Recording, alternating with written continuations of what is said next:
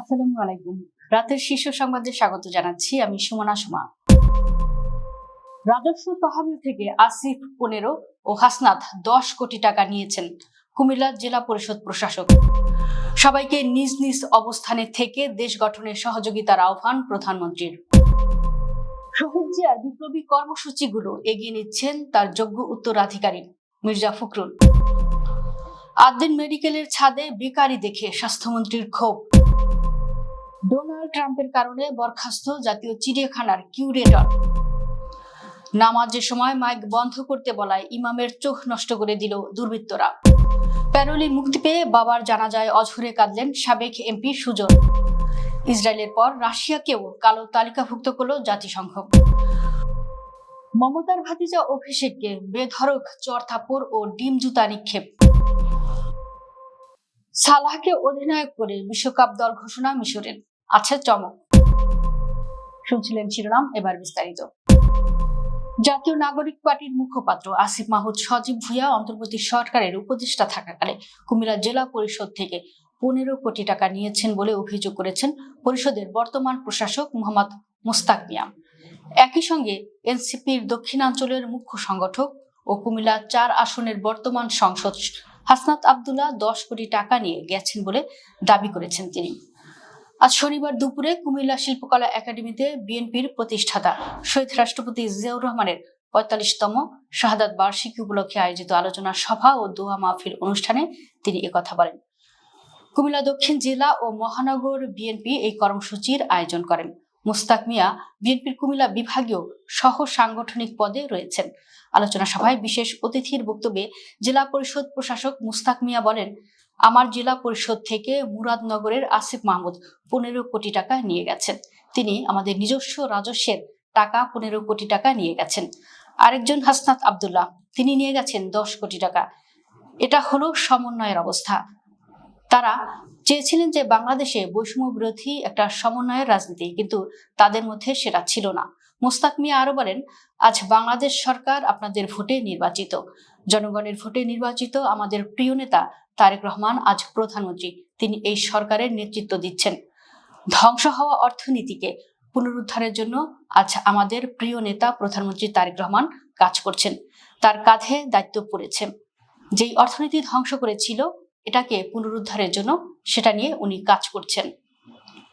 সবাইকে নিজ নিজ অবস্থানে থেকে দেশ গঠনের কাজে সহযোগিতা করার আহ্বান জানিয়েছেন প্রধানমন্ত্রী ও বিএনপির চেয়ারম্যান তারেক রহমান। শনিবার দুপুরে রাজধানীর ইসিবি চত্বরে ঢাকা মহানগর উত্তর বিএনপি আয়োজিত শহীদ রাষ্ট্রপতি জিয়াউর রহমানের 45তম শাহাদাত বার্ষিকী উপলক্ষে আয়োজিত দুস্থদের মধ্যে কাপড় ও খাবার বিতরণ অনুষ্ঠানে তিনি এই আহ্বান জানান। প্রধানমন্ত্রী বলেন, যেহেতু আজকের এই অনুষ্ঠান রাস্তার মধ্যে আয়োজন করা হয়েছে, দেখুন কত গাড়ি চলাচলের সমস্যা হয়ে যাচ্ছে, মানুষের কষ্ট হচ্ছে, সেজন্য আমরা প্রোগ্রামটি একটু সংক্ষিপ্ত করেছি। তারেক রহমান বলেন, আমরা অঙ্গীকার করি সমাজের সবাইকে বিভিন্নভাবে একে অপরের সাহায্য সহযোগিতা করব।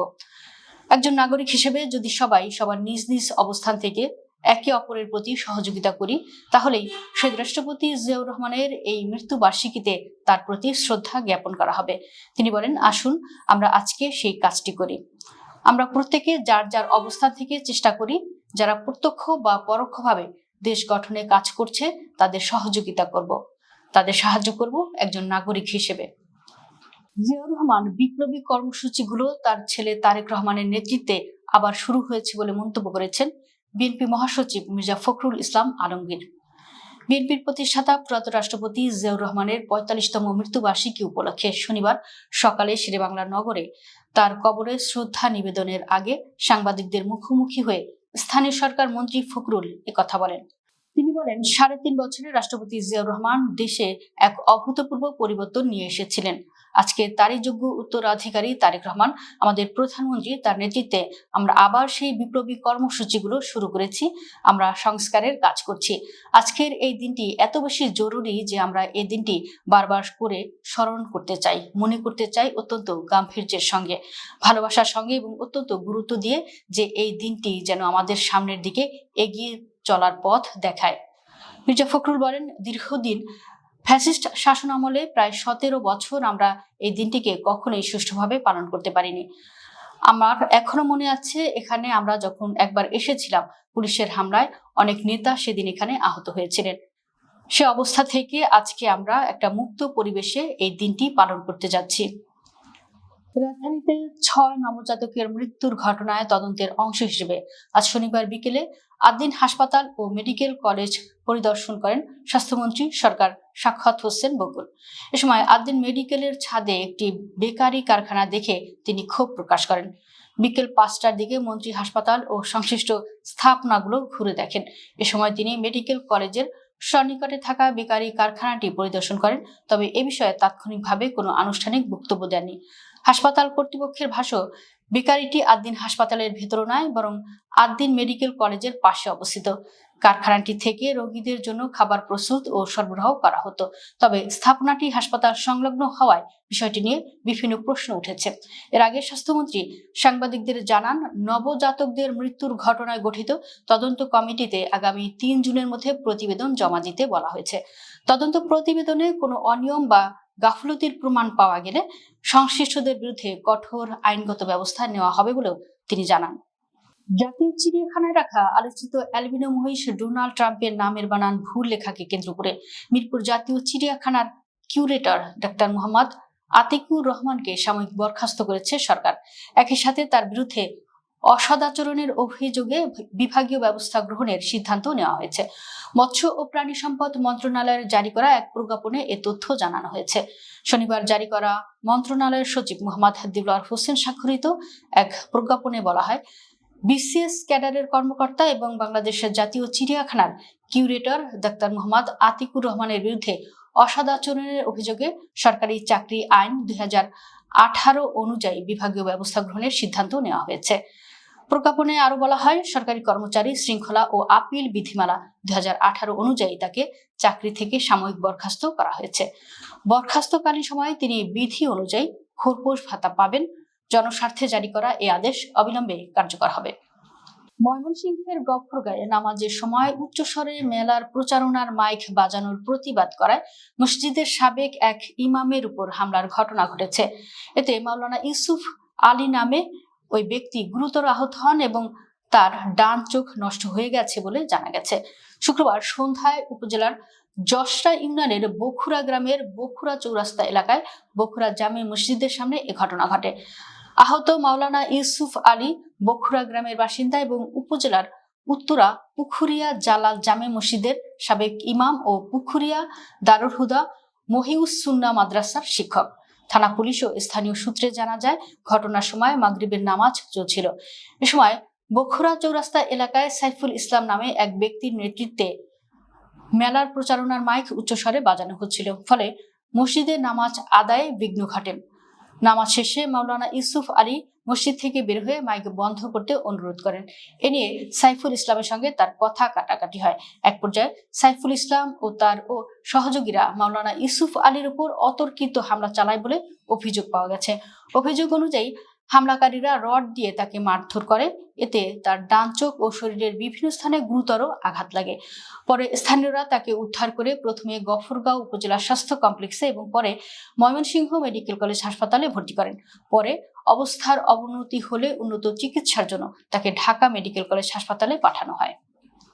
বাবার জানাজায় অংশ নিতে দিনাজপুর কারাগার থেকে প্যারোলে মুক্তি পেয়েছেন সাবেক সংসদ সদস্য মাজহারুল ইসলাম সুজন। শনিবার সকালে তিনি কারাগার থেকে ঠাকুরগাঁওয়ের বালিয়াডাঙ্গি উপজেলার উদ্দেশ্যে রওনা হন। পরে বিকেল 3টায় বাবার জানাজায় অংশ নেন। পারিবারিক সূত্রে জানা যায়, বীর মুক্তিযোদ্ধা ও 7বার নির্বাচিত ঠাকুরগাঁও 2 আসনের সাবেক সংসদ সদস্য দবিরুল ইসলামের জানাজায় অংশ নিতে তাকে এ প্যারোলে মুক্তি দেওয়া হয়েছে। জানাজার পর নির্ধারিত সময়ের মধ্যেই তার কারাগারে ফিরে যাওয়ার কথা রয়েছে। এদিকে জানাজায় অংশ নিয়ে সাবেক এমপি মাজহারুল ইসলাম সুজন বলেন, আমার বাবা 7বার এমপি নির্বাচিত হয়েছেন, 35 বছর এই এলাকার উন্নয়নের জন্য কাজ করেছেন। ওনার যদি কোনো ভুল ত্রুটি থাকে তাকে আপনারা ক্ষমা করে দেবেন। সীমান্তবর্তী একটি এলাকার নিজের সর্বোচ্চ দিয়ে মানুষের জন্য কাজ করার চেষ্টা করেছেন আমার বাবা। প্রয়াত দবিরুল ইসলামের জানাজা শনিবার বিকেল 3টায় শহীদ আকবর আলী বিজ্ঞান ও প্রযুক্তি কলেজ মাঠে অনুষ্ঠিত হয়। জানাজা শেষে পারিবারিক কবরস্থানে তার দাফন সম্পন্ন করা হবে। সংঘাতপূর্ণ অঞ্চলে যৌন সহিংসতার দায়ে ইসরায়েলের পর এবার রাশিয়াকেও কালো তালিকাভুক্ত করল জাতিসংঘ। ফিলিস্তিনি বন্দীদের উপর নির্যাতনের জন্য ইসরায়েলি বাহিনী ও ইউক্রেনে রুশ বাহিনীর যৌন সহিংসতার ঘটনাও উঠে এসেছে জাতিসংঘের নতুন প্রতিবেদনে। এসব অপরাধের মধ্যে ধর্ষণ চেষ্টা, শারীরিক নির্যাতন ও কোনো কারণ ছাড়াই বন্দীদের বিবস্ত্র করে তল্লাশি ও ধর্ষণের হুমকির কথা উল্লেখ করা হয়েছে। তবে দুটি দেশই এসব অভিযোগ অস্বীকার করেছে। জাতিসংঘের প্রতিবেদনে ইসরায়েলি সামরিক বাহিনী, নিরাপত্তা বাহিনী ও কারা কর্তৃপক্ষের বেশ কয়েকজন সদস্যকে নির্যাতক হিসেবে চিহ্নিত করা হয়েছে। এদিকে গাজা ও পশ্চিম তীরের অধিকৃত অঞ্চলে ফিলিস্তিনি বন্দীদের উপর ইসরায়েলি বাহিনীর যৌন সহিংসতা চালিয়েছে বলে দাবি জাতিসংঘের। যুদ্ধ সংক্রান্ত যৌন সহিংসতার অভিযোগে 12টি দেশের 77টি রাষ্ট্রীয় ও বেসামরিক সংস্থাকে কালো তালিকাভুক্ত করা হয়েছে। ভারতের পশ্চিমবঙ্গে নির্বাচন পরবর্তী সহিংসতায় নিহত এক দলীয় কর্মীর পরিবারের সঙ্গে দেখা করতে গিয়ে হামলার মুখে পড়েছেন মমতা বন্দ্যোপাধ্যায়ের ভাইয়ের ছেলে ও তৃণমূল কংগ্রেসের সর্বভারতীয় সাধারণ সম্পাদক অভিষেক বন্দ্যোপাধ্যায়।